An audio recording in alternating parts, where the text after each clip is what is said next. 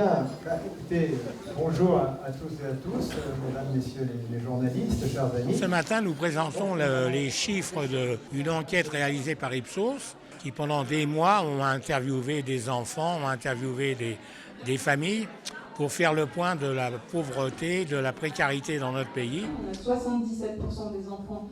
Cette année, parmi les grands enseignements, on a un niveau record d'inquiétude des Français pour la génération de leurs enfants. Ils n'ont jamais été aussi inquiets depuis 2007 quant à l'avenir de leurs enfants, finalement, le risque qu'ils connaissent un jour la pauvreté. La précarité, c'est un problème. Je l'ai remarqué dans ma vie de tous les jours où je voyais des SDF, comme on les appellera, dans la rue, par terre. Et j'ai toujours voulu pouvoir aider ces personnes et là, je vais essayer de les représenter. On se sent un peu concerné parce que même si je ne suis pas forcément dans une situation précaire, je vois des gens tous les jours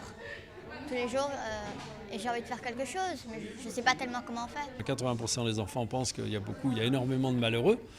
Il ne faut pas non plus que ces enfants-là soient complètement découragés au début de leur existence. Il faut leur dire qu'ensemble, et en réfléchissant et en s'armant de courage à l'intérieur, peut-être qu'on peut changer les choses. Volontiers, ils nous suivent dans nos différentes actions tout au long de l'année. Donc on se dit que c'est vraiment un âge où ils sont très réceptifs à ce type de discours. Ils ont une capacité encore de révolte saine, je dirais, et donc par là même de mobilisation.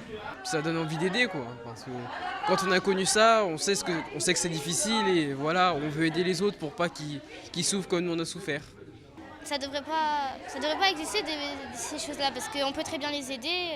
Il y a toujours quelque chose à faire. Il n'y a pas de résignation aujourd'hui chez les enfants.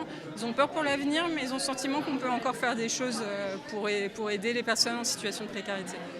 Et pour nous, c'est un encouragement à faire encore plus pour réaliser ce grand projet d'un mouvement Enfants copains du monde, où les enfants eux-mêmes participent à la solidarité pour développer ce grand mouvement d'apprendre aux enfants à s'aimer plutôt qu'à se haïr, à se rencontrer plutôt qu'à se fuir.